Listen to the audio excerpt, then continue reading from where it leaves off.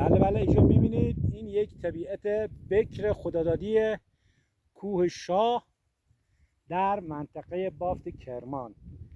و اینجا که مشاهده میکنید اینا همش درخت به عنوان درمنه یا جاز هستن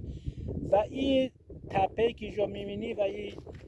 جمع‌آوری شده از این بوته‌های جاز و این درختان بیابونی. اینها بوته‌هایی هستن که موشه‌های صحرایی یا موشه‌های بیابونی اینا رو جمع‌آوری میکنن تو فصل بهار تابستون برای فصل زمستونشون،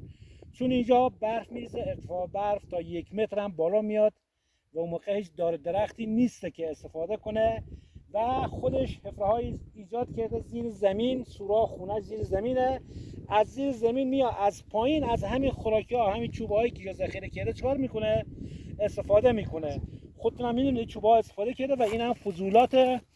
همین موش ها هسته. میبینین اینا همینا هسته که الان هم زیر این موش هستش و به صورت خانوادگی زندگی میکنن و این بوته ها رو اینجا جمع‌آوری کرده. و یکی دیگه این سنگه های میبینین، این سنگه ها خود به خود اینا اینجا نیومدن، اینا رو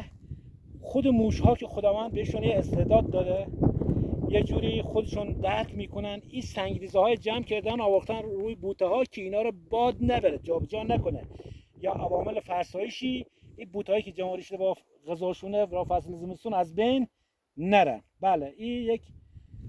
قدرت خداوند، میتونیم اینجا خودمون ببینیم با این موش ها.